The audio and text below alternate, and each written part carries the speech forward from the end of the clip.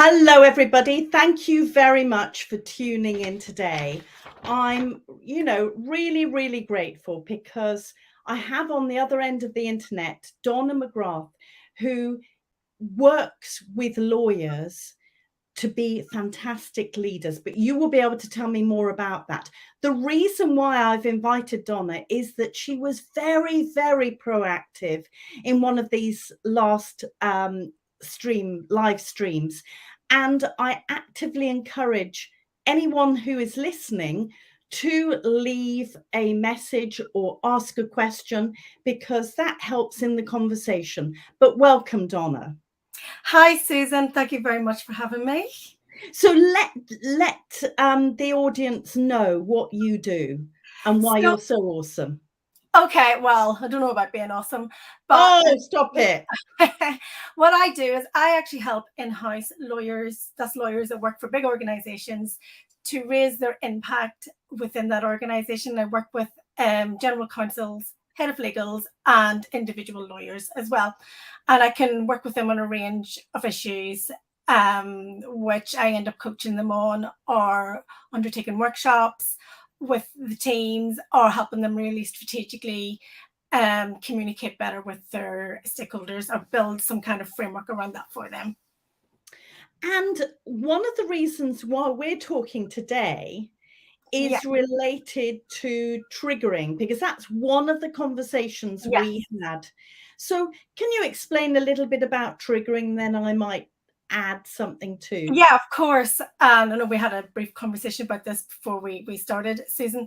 So I think everybody will kind of have an idea of what triggering is, but in the context of what we're talking about, triggering actually is an event or circumstances that give rise for you to respond emotionally, physically, even you will start thinking differently about this situation and your position in the world, where it can actually be detrimental to how you engage with other people and be detrimental to your career.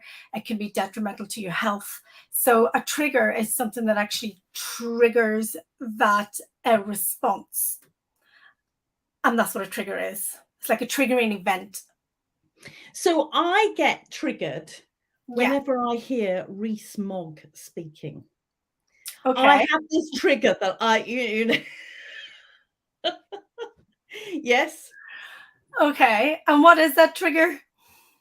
That I want him to stop speaking because he's being so patronizing.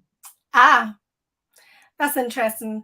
So what I would always say to someone whenever they are being triggered, that usually the trigger is something external, which we say this has happened, and we usually say this has happened to me. Now, however, the actual way we respond is the actual trigger. It's how we identify that particular event, for example, Rees-Mogg speaking, and how we attribute that to what we believe that they're saying to us, and then what we believe our position is in response to that. So it all comes from an innate belief system that we hold towards a certain behavior that we see in others. So the good news with that is this is something that we can control. Yes. So we control that response. So whenever you feel patronized, my question back to you then, Susan, is what was your very first memory of being patronized? Oh, there are so many within my family, which I won't go into. Of course. Yeah. The extended family who felt they were from a different background, that sort of thing. Yes. That's interesting, because part of triggering in the terms of leadership, if we think about in the workplace, because that's what we were talking about. Yes. If we have a particular belief system about what our position is, within that environment and with that particular person, we then start to have certain expectations of or from what we expect from that person and from the environment that we're in. And particularly if we're talking about employee-employer relationship Yes. and leadership as a whole, historically, leadership used to be viewed very, very differently. But the world is changing right now in the way that leadership is being measured. It's no longer bottom line, aggressive, outputs, outcome focused in terms of financial, commercial results. Now, ESG is starting to play a massive part in leadership as the world moves on. The socio-economic environment within which we work in moves on.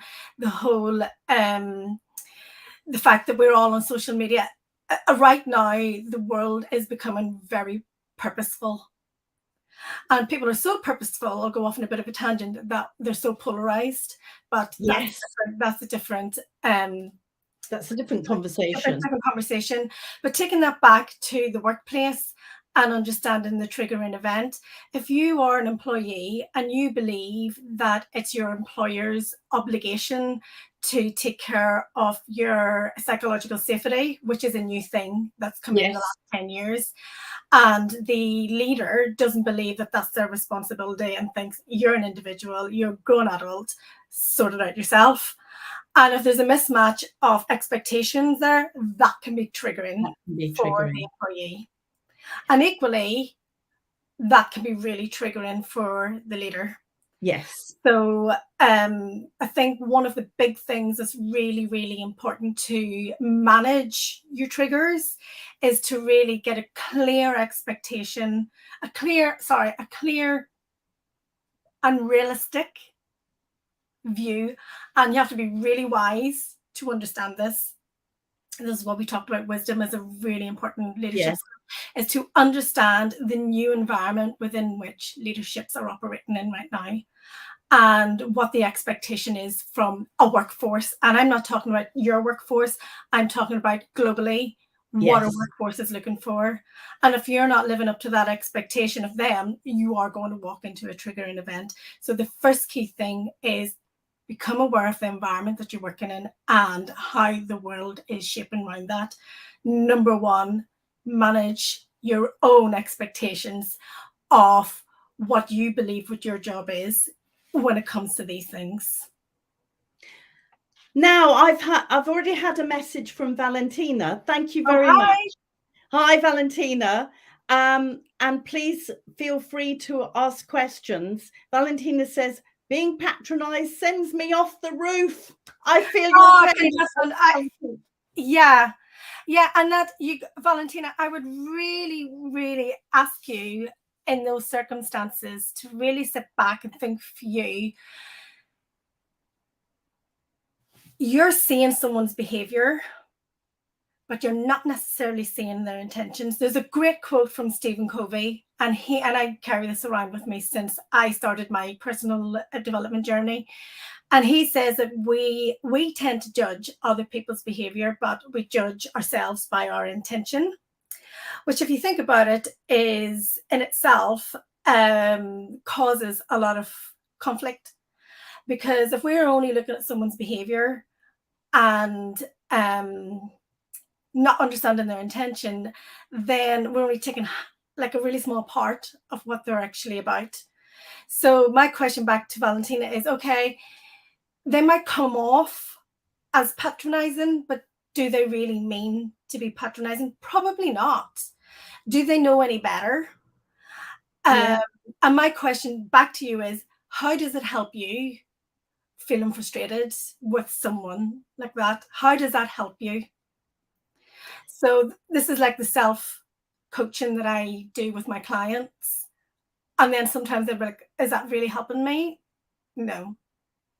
And they would move on. That's so interesting. I hope that was useful, Valentina.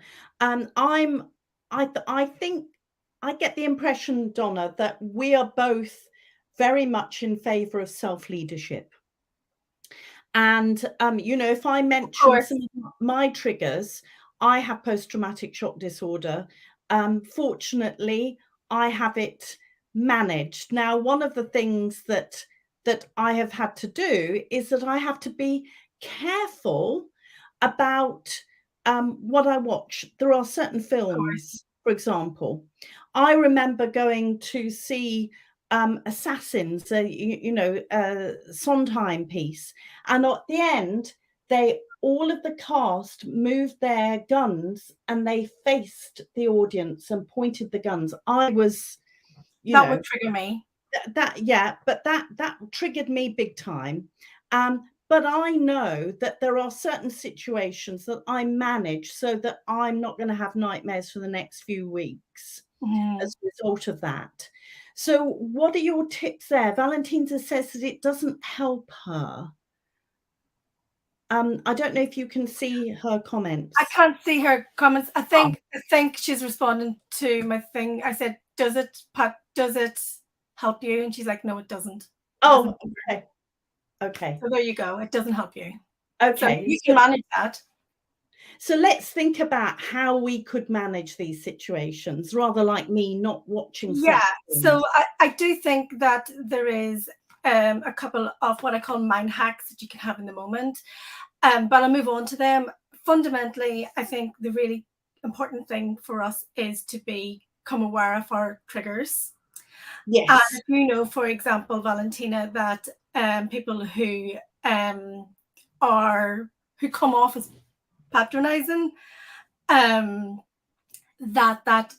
can actually trigger you. If you know that in advance, and you can start to detect within yourself when you're being triggered, that is so key. So what I would always say is reflect back onto times where you have felt triggered. And this is a question that I do. So basically, I have a tool in the in-house lawyers leadership program, which is a program I run, which helps people like reframe. So the first thing I get them to do is reflect back onto the event, record as much as they can the thoughts, the actual sentences that are going through your head, that were going through your head. Record the emotions that comes up from that.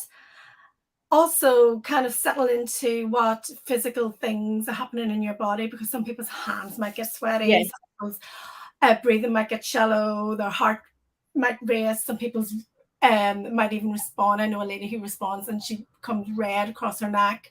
And just become aware of those things, and also start to think of how you're like behaving in response. Are you becoming a little bit clipped in your responses? Are you edgy? Are you shifting around in your seat? So if you reflect back and record those, and you keep doing that, you're starting to become aware of when you're triggered, because you're actually triggered way before you realize you're triggered. The more you realize when a trigger is happening, you can catch them. Yes.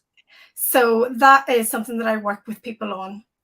So the short-term mind hack in the moment is this: if it's possible, ask for a break in the conversation. If it's a conversation, or if it's, for example, watching Rees-Mogg, just don't watch him. Just don't watch him, Susan. Just leave the situation. You are well within your right to leave an uncomfortable event. Realize that that's okay. That it's okay to leave. Or if you want to be really polite about it, just say, you know, I'm just going to go and have a glass of water. I just need a bathroom break. And whenever you take that break, there's a couple of things that you can do. You can actually go for a walk, move your body around, because if we don't move, then we get stuck. And what we need to do is move those chemicals around. And I was told about this Wonder Woman pose last year by Amy Cuddy. Sorry, Amy's, if you know who I'm talking about, Amy Cuddy. And she says, put your hands on your hips, particularly for women, because that raises the testosterone in your body, which goes to your brain. Is that not right? No, it isn't. Okay, you know. I'm not quite sure why testosterone has been included in this. Yeah, that's what I was told, but I don't Yeah, know. I've spent quite a lot of time. I've got her book. I've seen her speak. I've looked at her research, and it was really if you have very very close body language, according to her research, which has been disputed, you create more cortisol and stress hormones in that, and you don't feel as confident. But if you go into this very open body language, head up, yes, you know, there is this the superwoman thing, but you should never use that in front of your clients. I mean, this is the thing, people say this and they don't Well, think I personally don't think, I wouldn't have a problem with that. yeah, But maybe it's because of the kind of relationship that I have yeah, with my clients. but you know, if you were, say, with a legal client, you like this, they might perceive that as being aggressive.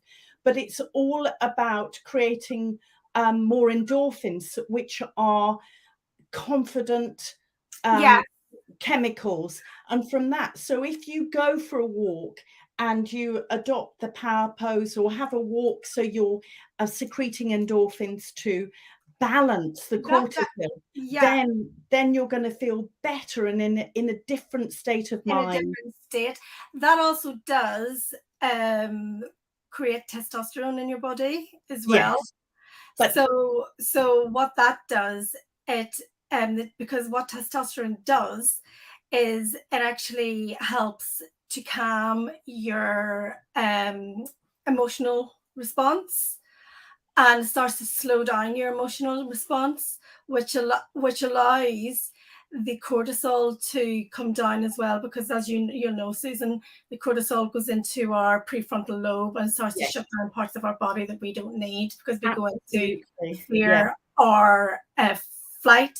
So rather than getting too technical about But that, Amy Cuddy doesn't talk about testosterone, so she's a friend of mine, yeah, and we have had that conversation. yeah. So So I all of haven't read her her work, book though. yeah, it's not in a book, it's not No, in the research, probably not. nothing. So this No, is a recent thing. yeah, we were on an event last year together. Anyway, long story short, that power pose can actually help you. I think that's the practical advice. Science doesn't matter. It makes you feel better. It makes you feel better. But as Susan said, read your environment, and if you don't think it's a good thing to do in front of people, just take that break and go away and do that. As Susan said, also go for a bit of a walk. And the other thing, which I always ask my clients to do, is to breathe, because when we breathe consciously, we again start to slow down our heart. And if we feel like our heart's beating a lot faster, we can feel like we're going into panic. Even though it mightn't feel like you're having an anxiety attack or anything major, but it can just keep you like kind of like raised, like that sort of. I'm sorry, I'm raising my hands here. It's like you're kind of like up there and your shortness of breath, and that isn't helping you. So taking deeper breaths, and you can even do that in the moment without leaving as well. And the key here is when you're conscious breathing, breathe in through your nose and hold the breath for 1 second and breathe out longer than you've breathed in for, because that slows your heart down and it triggers your parasympathetic nervous system, which you need to be clearer minded. Because whenever some people that I know are triggered, they get foggy in the mind and they can't think straight. So also, if you find that there's an event that is constantly triggering you and you have to be in that event for work purposes, or that you if you don't expose yourself to that it could impact your life in a serious way, I would say go for CBT, a cognitive behavioral therapy, because that isn't something like someone like me, like a coach, is qualified to help you with, because that's something that's more long term. And it's really, really key that you know where to go and get the right help as well. So those are the mind hacks that you can do in the moment. But long term, I would say become more aware of what triggers you. And then ask yourself this question: what am I telling myself? Or what am I believing about myself and this person or this situation, which is not helping me? And write those down, because as soon as you get those out of here and onto a page or somewhere else, do a blog about it, raise your profile with it as well. Why not? I did. Then you start to look at things slightly differently. So what happens if you are trying your best to manage a situation, but this is still continuing, that in fact the other person, the Rees-Mogg of your office, is still the delivery, and in fact the intention is patronizing? What Well, do you do? you don't know that until you have a conversation. No. So I would say do the reframe first before you have a conversation, because you need to come in to that conversation with curiosity, understanding, kindness, and wisdom. And in order to have that, you can't come in emotionally hyped. So manage your emotion, get yourself in a good state. And the reason why I say to you is to ask yourself the question, what am I believing about this situation that isn't helping me? You write that down, because that actually probably isn't what's actually going on. And then challenge yourself and say, well, what could be the truth? Or what could I tell myself, which is more helpful? And what you might find out that you might say, actually, I have never sat down and spoke to this person and made them aware. Because again, go back to the very start, it's about awareness. It's about the environment that you're in and the people that are around you, but also you're equally as responsible as they are to make them aware of something that does trigger you, because they won't know. So my advice would be, and if you feel safe, obviously, after you've done that reframe, to have that conversation directly with them. I would always coach people to have that direct conversation. But if you don't feel safe, have the conversation with someone who you feel safe with, who can have a conversation with that particular person to make them aware. Now, this isn't going into judgment. We're not going in, we're not telling them that they need to change who they are. We're just making them aware. So then the gift is in them to make a decision on how they take that and how they bring that into their presentation style. So with regards starting to manage that and having a conversation, do you think that it is of value to see if other people are being triggered? Because you can quite often tell by watching other people if there's a similar response, and therefore you can have a conversation I think that's privately. quite dangerous. Do you? Very dangerous, because again, you can read other people, but if you come into a conversation directly with someone saying, oh, and I've observed other people, and you haven't had a conversation with those people. Oh, no. What I meant was that you had a Sorry. conversation with them, with your colleagues. Oh, I see what you mean. Yes, it would be good. Yes, that would be a good idea. And even just to self-check yourself, to say, is it just me? Or is it just me? Or do you find that a problem? But if you are someone who is going around and asking, you need to be very careful about how you engage on that. Because what you don't want to do in a conversation is load other people's emotions into your conversation, because that actually takes a lot of credibility away from you as an individual speaking up, and not credibility, but it takes a lot of power away from you to be able to say to Jacob Rees-Mogg, look, Jacob, I just need to let you know that I know it's probably not your intention, but that came across a little bit those words, and be very specific, those words were quite patronizing. I don't know whether it's the tone or the words. Can I just ask you what you're thinking when you're saying those things? So we're not going in and saying that he is patronizing, because that is unfair. Yes. We're just pointing at something in particular that made you feel like that. And then you can ask the question, can I just ask what your thinking is around that? And he might equally say, well, I'm really annoyed because that's going on. And now you're getting to the truth. Yes.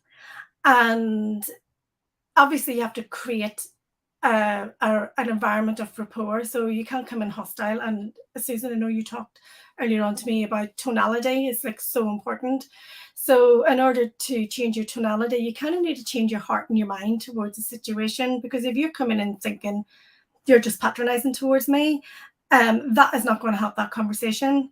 And you're not going to get out of it what you need. And it's a waste of your energy. So you really need to do that reframe and think, okay, what's going on with that person? Be curious and go in and have that conversation, because there might be something going on for that person. As long as you understand that, guess what might happen? You might think, no, they're just really passionate about that. So guess what? The next time you listen to them, you're not thinking they're patronizing me. You're thinking he's just really passionate about He that. really cares. He really wants, he really believes in this particular project. Yeah.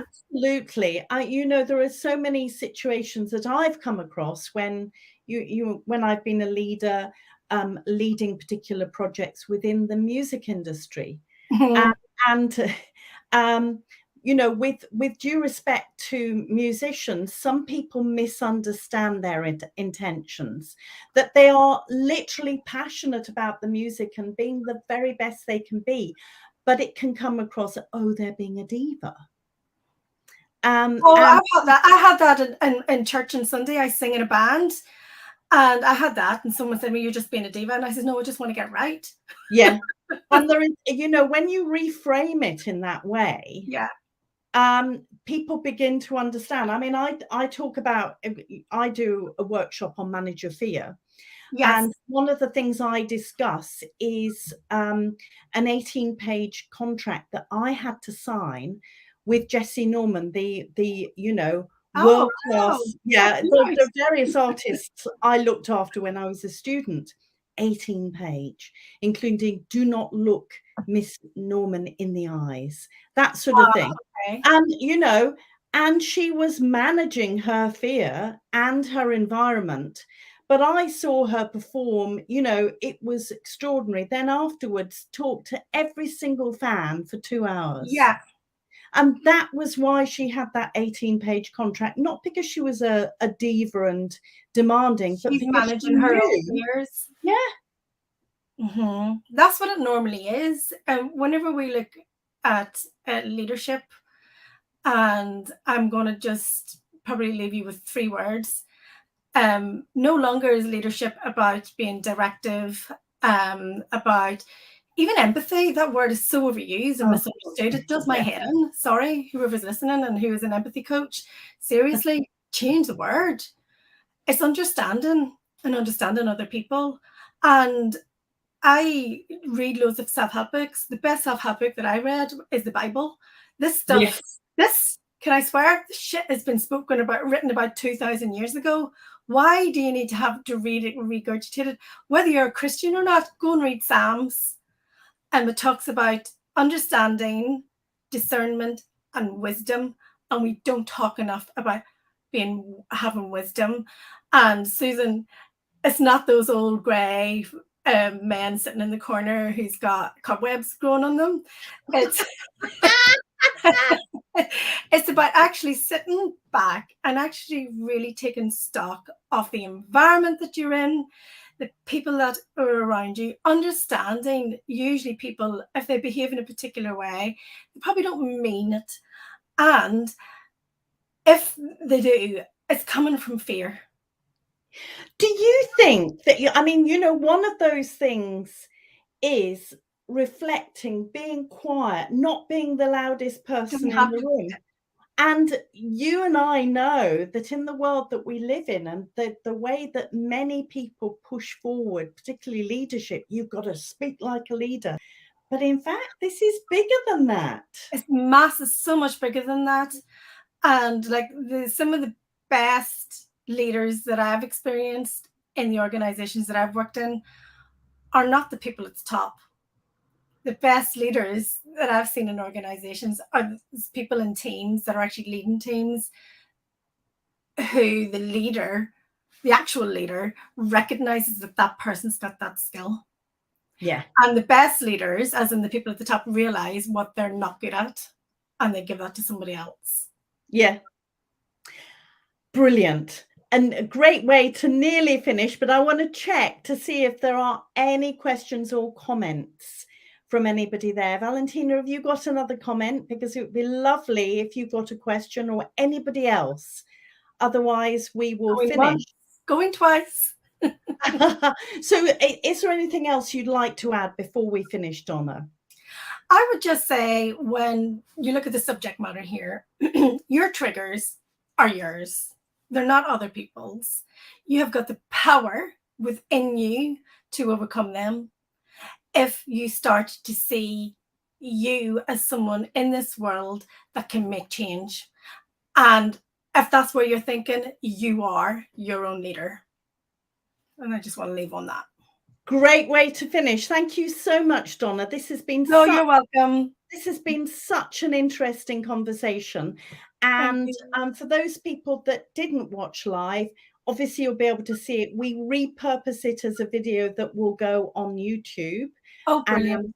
And also as a podcast. So that will be available as a podcast as well, which is brilliant. So it means to say that we're getting to more people. Brilliant, Susan. How can people contact you, Donna? So I'm here on LinkedIn. I am the Lawyers Coach. Just type in the Lawyers Coach on LinkedIn and I will pop up. And I just want to say thank you as well, Susan, for inviting me on. I know it only came off because I was like Valentina, just typing away and just trying to contribute. And so thank you for giving me the opportunity to contribute. That's all right. So until next time, this is Susan Heaton-Wright from Superstar Communicator. And just shout out for Maria Canar. Thank you very much. I'm really pleased you enjoyed that. So thank you very much for tuning in today. Until next time, this is the Superstar Communicator. Bye-bye. Bye.